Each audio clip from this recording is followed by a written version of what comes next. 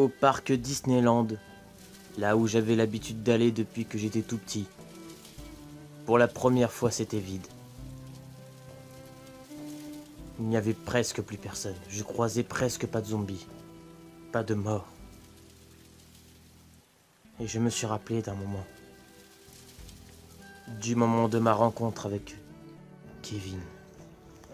Hello. I'm lost. No friend. No French. I'm lost. Ah, perdu. Yes. Par là, par là. Tu viens d'où? Oh, comment on dit déjà? Tu viens anglais, America? America, Las Vegas. Non, America. Oh, c'est pas. Viens. Attends, j'arrive pas, moi je me sens pas du tout. Flo! Flo! J'ai essayé de l'aider pour sortir de cette forêt. Mais un voleur lui a chopé son sac. Flo! Flo! Ah! Flo! Flo! Mon sac! C'est alors que je suis parti à sa poursuite. En moi, j'avais une rage folle. J'avais envie de le tuer, le mec. Mais c'est pas ce que je voulais en même temps.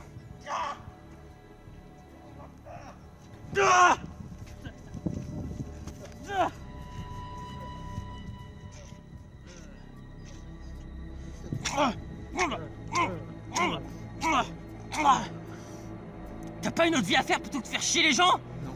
Tu crois que... Non? Ah! Ça te fait rire en plus ce que je te dis là? Voler les gens, mais c'est tout ce que vous savez faire, putain, où on en est arrivé? Mais où on en est Ah ouais, il est là, c'est bon, t'as trouvé ton sac. Flo! Mon sac. J'aime pas frapper. J'ai horreur des gens comme toi. T'aimes bien frapper surtout. Thank you, Flo. De rien, And fuck you! c'est normal.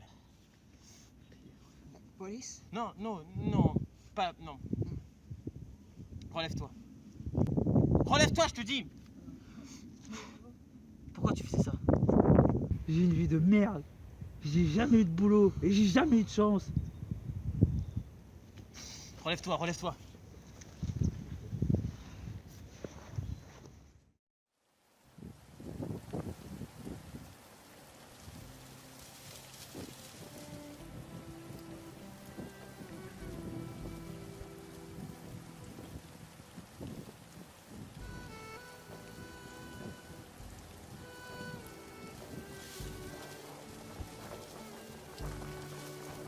Je savais qu'Alexandre était en vie.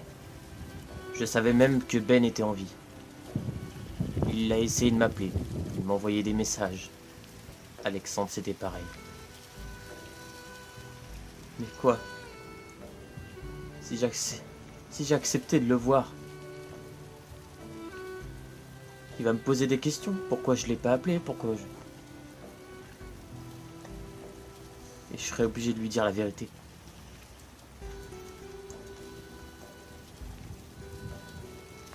Que bientôt la mort sera pour moi. Et j'ai pas envie de leur faire de la peine. Alors je ne crois pas. Je ne crois pas que je les appellerai. C'est fini. Tout ça, c'est fini.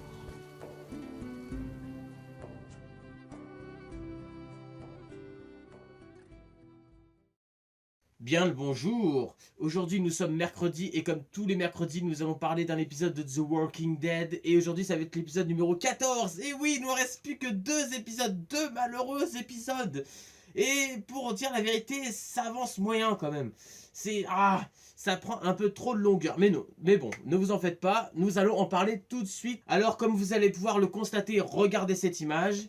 Et oui, je l'ai trouvée dans Facebook, je ne l'ai pas trouvée dans internet. Enfin, du moins, je ne sais pas si elle est arrivée, mais le jour où je l'ai trouvée, c'était pas dans internet, c'était dans Facebook. Et elle est assez flippante, parce que je pense vraiment que c'est un rapport, ça va être un peu comme dans la BD.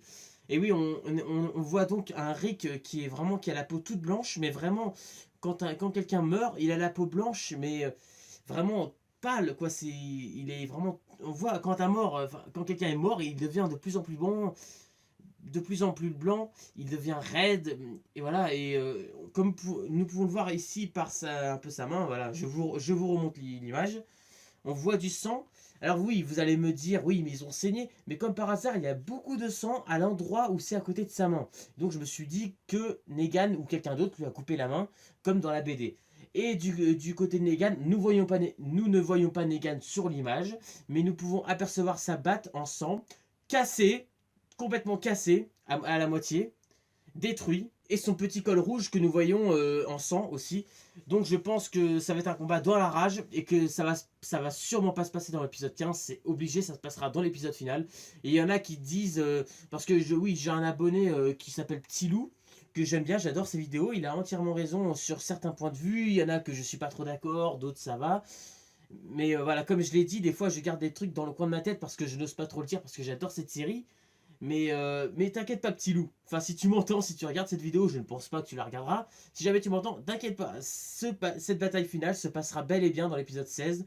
Le conflit entre Rick et Negan va s'achever dans cette saison 8. Et après, je pense qu'ils passeront à autre chose. Mais ils ne nous tueront pas Negan parce que Negan est trop important. Alors maintenant, parlons en lui-même de l'épisode numéro 14. Et oui, donc nous avons vu jadis comment elle s'en est sortie face à tout ce danger. Les sauveurs, donc avec Simon, on avait vu quand Simon devenait taré, ma boule, et qu'il avait exterminé toute la bande de la décharge, quoi. Mais voilà, moi je pensais qu'à ce moment-là, Simon avait laissé jadis en vie pour montrer l'exemple. Mais après, non, parce que ça aurait pu servir d'un témoin pour dire tout ça à Negan. Donc oui, il voulait aussi la tuer. Mais j'ai pas trop compris du fait qu'elle a réussi à s'enfuir aussi facilement que ça. Et qu'aucun sauveur s'est fait avoir.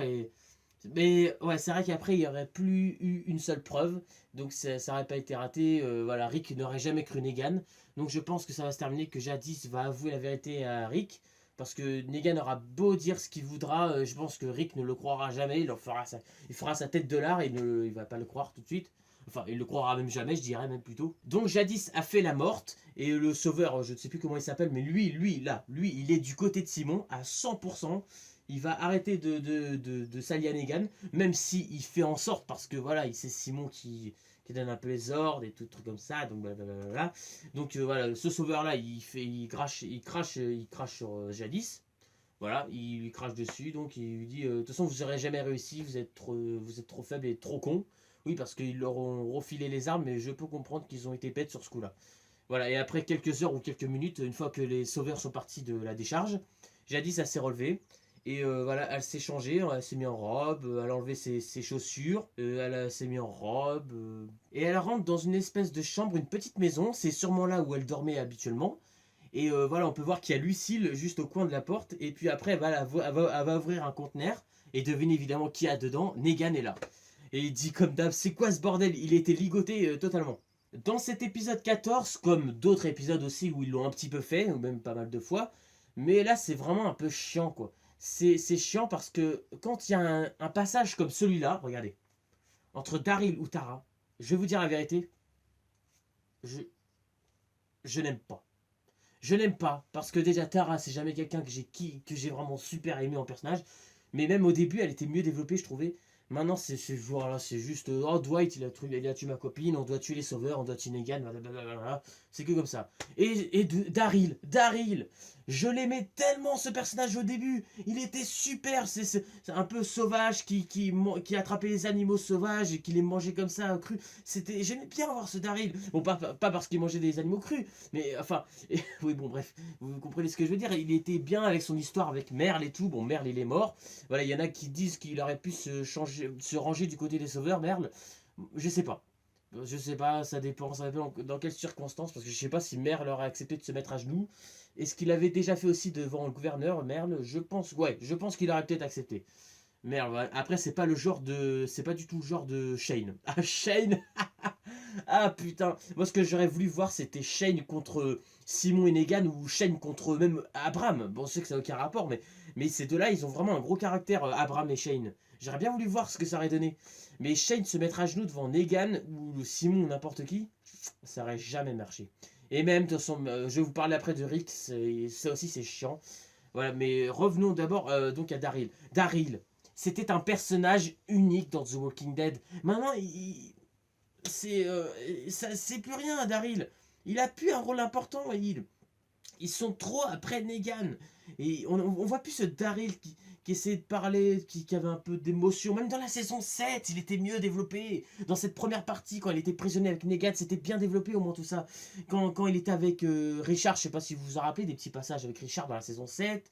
Quand il pleurait devant Maggie et tout. C'était bien. Dans cette saison 8, je vois presque pas un Daryl qui est son rôle, à part dans le premier épisode, quand il y avait de l'action, qu'il y avait des zombies par derrière, et que lui, voilà, il tirait et tout, ça c'était sympathique. Mais les passages, quand on voit Daryl qui en fait qui fait sa tête de lard et qui veut s'en prendre au sanctuaire sans avoir un plan en tête, ce Daryl, je l'aime pas. Remettez-nous un Daryl, je sais pas moi, au moins un Daryl de la saison 6 ou de la saison 5 qui était vraiment combatif, qui quand il était là, quand il y avait des passages avec lui, ça servait à quelque chose. C'était, voilà, et un personnage qu'on ne voit pratiquement plus. Un personnage que j'aime bien en plus. Jésus, mais c'est pas, c'est quoi Jésus, non mais là je suis énervé. Jésus dans cette saison 8, on l'a vu, plus dans la première partie, et encore, bon c'était un peu plus dans l'épisode 3, et quand il se battait avec Morgan, il y avait les sauveurs et les zombies, c'était pas mal. Mais après ça, dans cette deuxième partie, c'est une catastrophe. On ne le voit presque pas, Jésus. On le voit vite fait pour des scènes d'action, ou pour voir une scène quand il parle de 2 secondes, qui ne sert presque à rien. Mais j'aimais bien ce mystère, moi, quand Jésus est arrivé la première fois dans la saison 6. Ouais, saison 6, un peu plus de la moitié, dans l'épisode 10, je crois, il est arrivé. Putain, c'était intéressant, il y avait du suspense, on se disait, c'est qui celui-là, il est étrange. Mais j'aimais bien, moi. Même dans la saison 7, il était mieux développé. Pourtant, dans la saison 7, il n'était pas beaucoup présent. Mais la saison 8, c'est pas possible, on ne voit presque pas Jésus. Putain, c'est un personnage que j'aime bien, Jésus. Même Enid, on la voit plus. Vous vous en rendez compte? Oh. Voilà, et encore un truc que je n'ai pas aimé, évidemment, c'est Rick. Morgan, j'aurais envie de dire ça, mais Morgan, il y a un truc attachant en lui. Même si c'est un peu répétitif, il est avec Carole, le petit Henry. Ah, j'ai enfin retenu son nom, c'est pas trop tôt. Le frère de Benjamin. Et voilà, il y a une petite histoire entre tout ça et tout.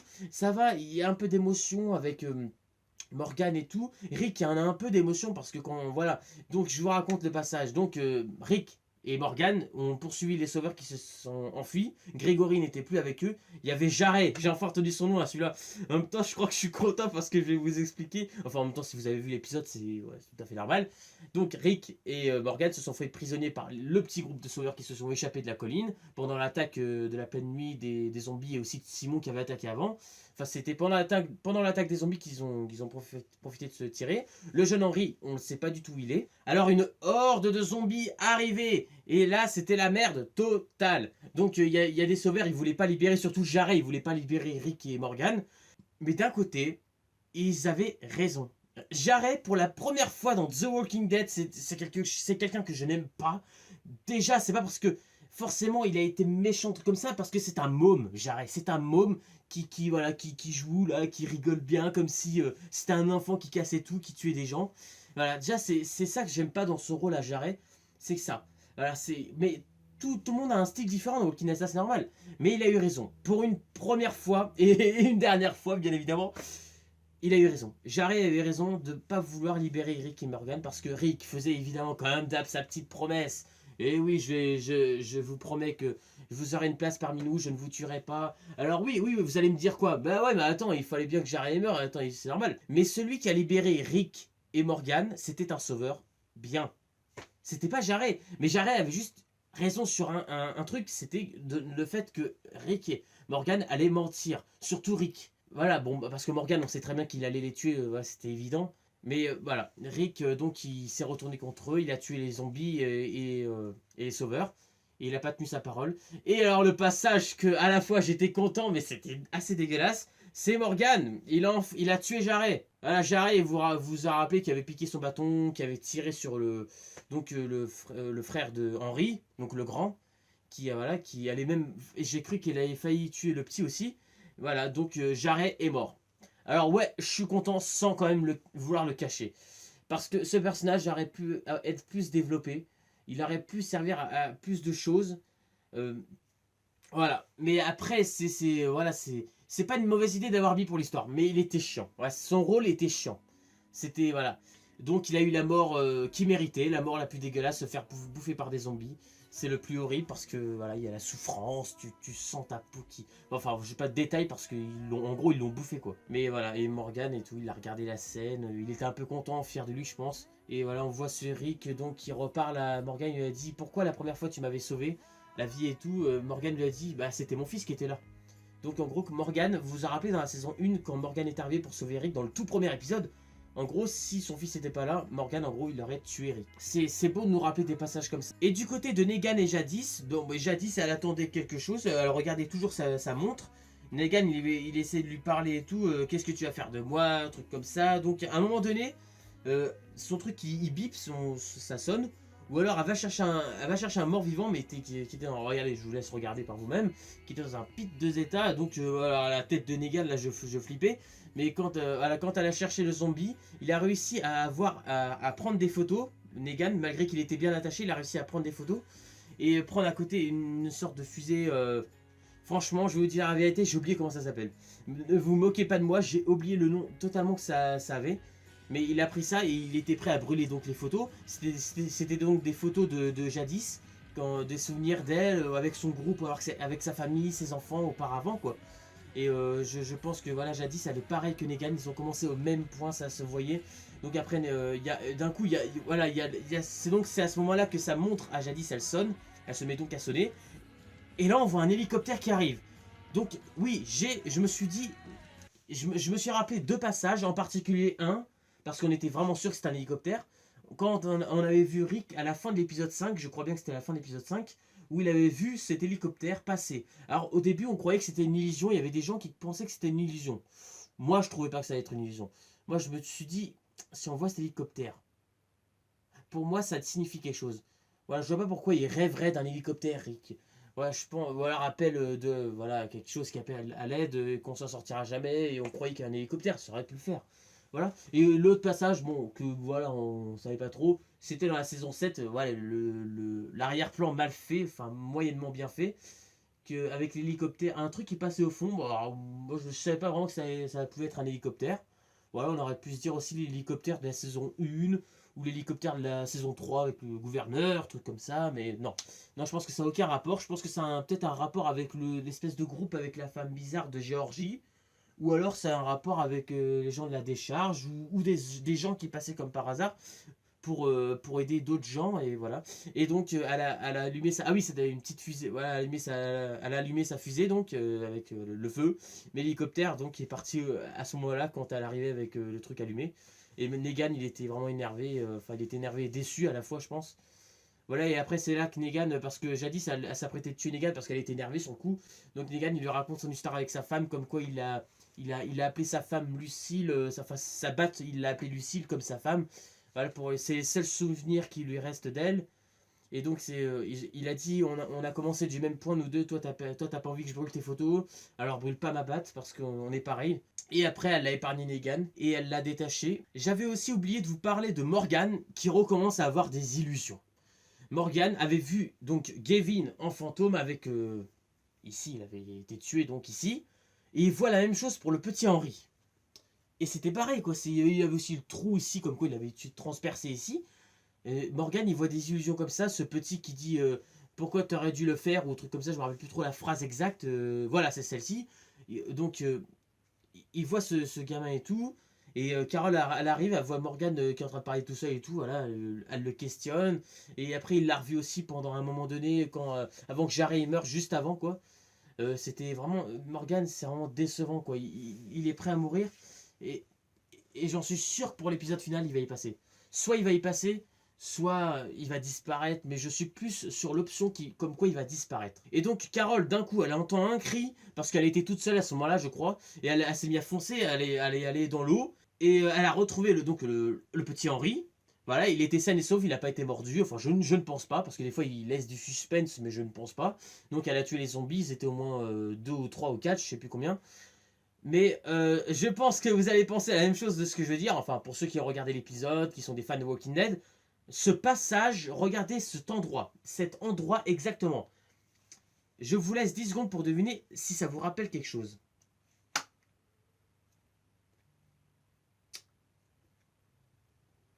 Spoiler? Allez, go, c'est parti. Dans la saison 2, La petite Sophia, vous vous en rappelez, ça fait longtemps, la fille de Carole, quoi, sa fille.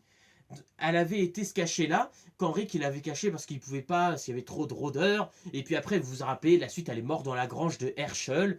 Voilà, quand il y avait Beth, Maggie, tout le monde et tout, vous vous en rappelez, voilà. Ils étaient tous là à l'époque, même Shane était encore là, Tidot et tous les autres, enfin Laurie, voilà, vous vous en rappelez.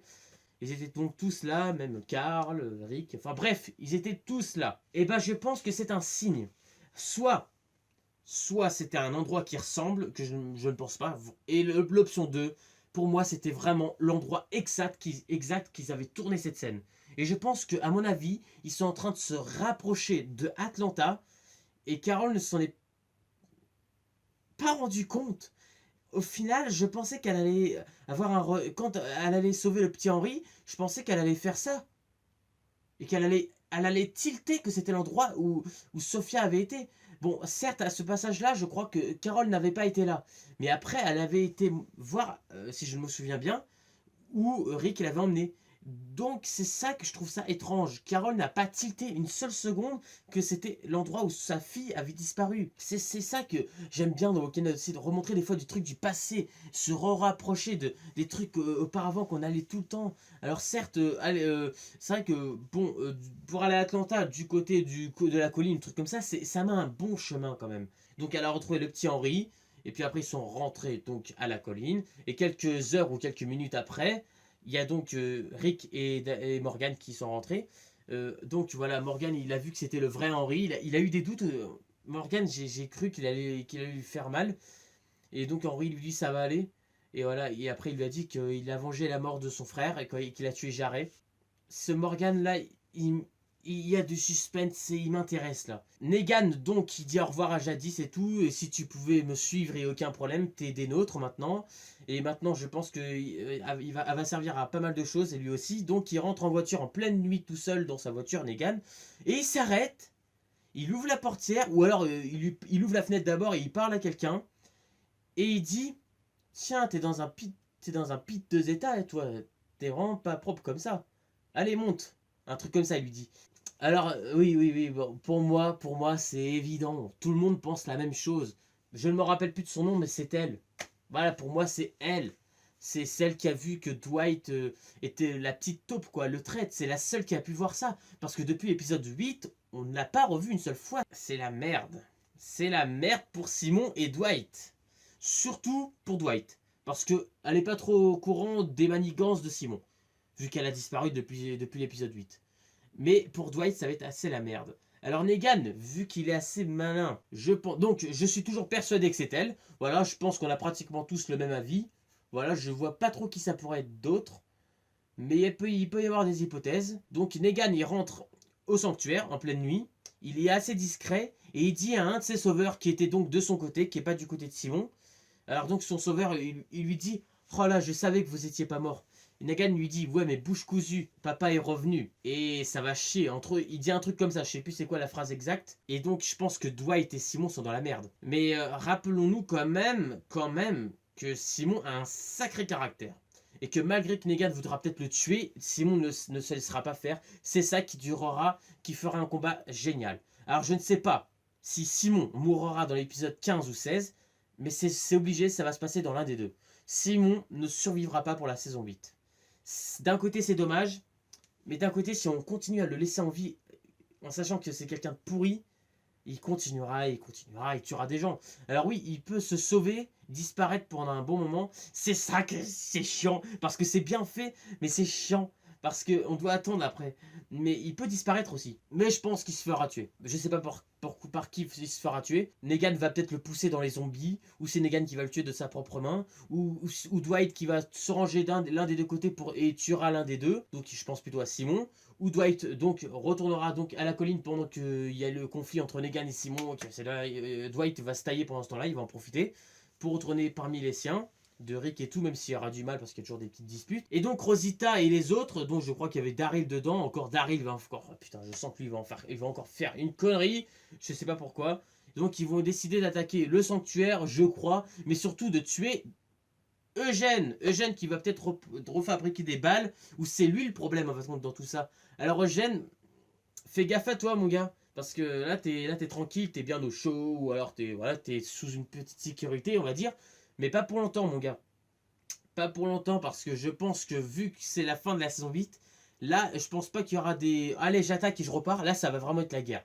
Là, ils vont exploser et tuer quelqu'un, je pense, ce qui va énormément énerver Negan. C'est pour ça qu'on a vu dans l'extrait prochain. Mais il y avait Dwight et ce sauveur-là qui était du côté de Simon, je vous rappelle. Et Simon qui dit à Dwight, allez, range-toi de mon côté et oublie Negan, un truc comme ça, il lui dit. Il y aura aussi Aaron, le fameux suspense de Aaron qui était resté à Oceanside. Je suis très fier que vous ayez développé 3 personnages, beaucoup mieux que cette saison 7. Parce que cette saison 7, il y avait 3 personnages qui étaient vraiment moins développés. C'était tout simplement Jadis, qui n'était pas vraiment développé. Simon, pas du tout aussi. Negan, un petit peu. Mais pour cette saison 8, Negan, Simon, Jadis, ils sont super bien développés, ces personnages. Ils servent à énormément de choses. Il y a une histoire avec eux. C'est vraiment super, quoi. Simon, qui a une histoire avec Negan, Dwight et tout, qui veut trahir.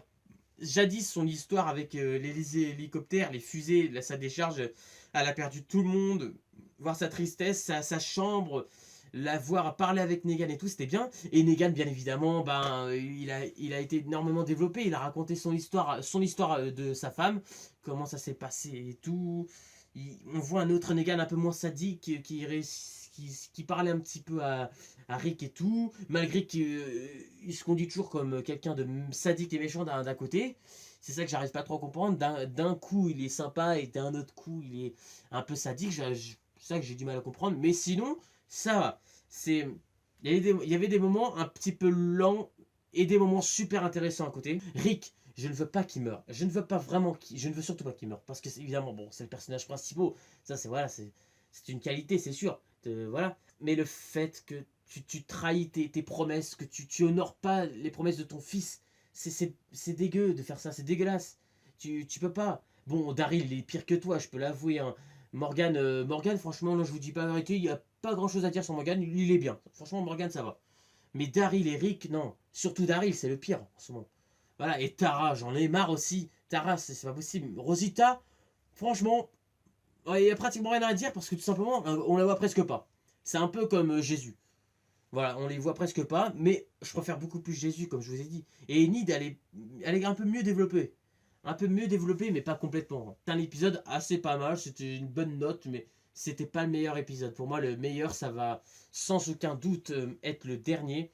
Donc oui, vous voulez que je donne ma note, mais non. D'abord, j'attends ces 2 super épisodes qui vont arriver. C'est l'épisode 15 et surtout le 16 qui va exploser à mort. Les audiences, ça va être au-dessus de tout. Ça va être excellent. J'ai confiance en eux. Ils vont pas nous le rater. Mais c'est vrai que c'est un peu dommage que c'est toujours vers les finales et les débuts que c'est les meilleurs. Voilà, et vers la moitié, trucs comme ça. Mais s'ils pouvaient nous faire des épisodes super, tous les épisodes, si tous les épisodes pouvaient être super, mais voilà, Daryl, je suis vraiment désolé de dire ça, parce que j'adore l'acteur Norman Reedus, comme Jeffrey Dean Morgan, André Lincoln et tous les autres, évidemment, Lenny James, Lauren Cohan, vous êtes tous des bons acteurs, mais comme je l'ai dit, oui, c'est malheureux à dire, Daryl, mais depuis à peu près l'épisode 11 ou 10 de la saison 7, c'est à partir de là que j'ai commencé à ne plus m'attacher vraiment à toi. Je sais plus vraiment c'était quel épisode précisément, mais c'est dommage. Parce que Daryl c'était un bon personnage, il était super. Et je sais pas ce ils sont en train de faire avec lui. C'est comme avec Jésus, sauf que Jésus lui, il est bien quoi. Et on le voit presque jamais se battre alors on voit bien qu'il se bat à une efficacité quoi. On l'a vu à plusieurs reprises dans la saison 6 quand il est arrivé, il se battait dans la saison 7 un petit peu quand il y avait les zombies avec le feu autour, dans la saison 8 quand les sauveurs et tout ils étaient attachés par la corde et tout, il s'est battu après avec les zombies, Morgan, trucs comme ça, Jésus. Mais voilà, on le voit presque jamais, c'est chiant. J'espère que pour cette bataille finale, ils nous prévoient un truc explosif, que ça en vaut la peine. Mais j'ai confiance en eux, donc je pense que voilà. Préparez-vous, ça va chier, comme on dit tout le temps, ça va être super. Et donc je vous conseille donc de regarder aussi des films que j'ai encore regardé avec Ben. Donc Very Bad Trip, c'est des films super marrants. Donc Casino, je crois que je vous l'avais déjà dit. Les Affranchis Et plein d'autres films étaient super, donc je vous les mets tous en images, comme ça voilà, vous voyez lesquels. Voilà. Regardez ces films, ils sont magnifiques. Et là, on regardera aussi d'autres films encore, ça va continuer, donc je vous dirai, vous inquiétez pas. Donc, je vous dis à mercredi prochain, comme d'hab, hein, pour l'épisode numéro 15. Et ça va chauffer, parce que dans une semaine, je vous dirai bien évidemment, ah là, le prochain, c'est l'épisode 16, le final.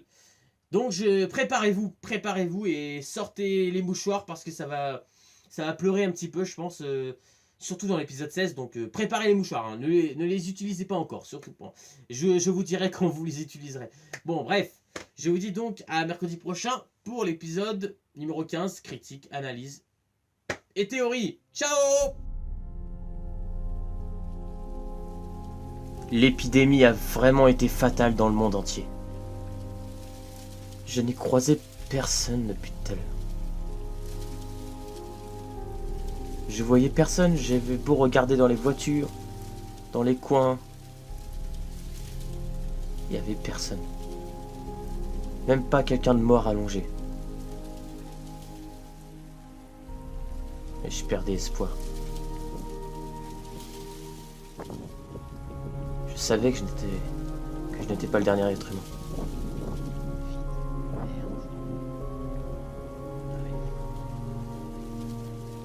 Je savais au moins qu'Alex et Ben étaient toujours en vie.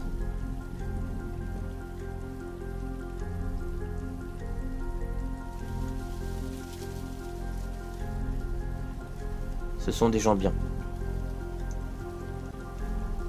J'espère seulement qu'ils ne commettront pas la même erreur que moi. Comme si, chaque instant, tu voyais les derniers jours de ta vie en train de s'effondrer. Et c'est alors que j'ai vu un zombie, depuis tout à l'heure. Qu'un seul, je l'ai achevé. Que voulez-vous que je fasse d'autre ?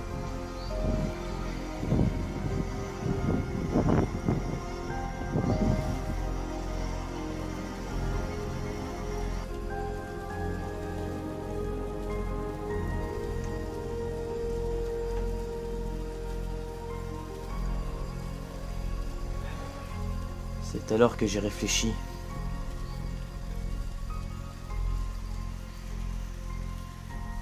Je pouvais pas rester seul. J'avais besoin de voir quelqu'un. J'avais besoin de parler à quelqu'un. J'ai accepté. En espérant que la prochaine fois que je viendrai à Disney, tout redeviendra comme avant.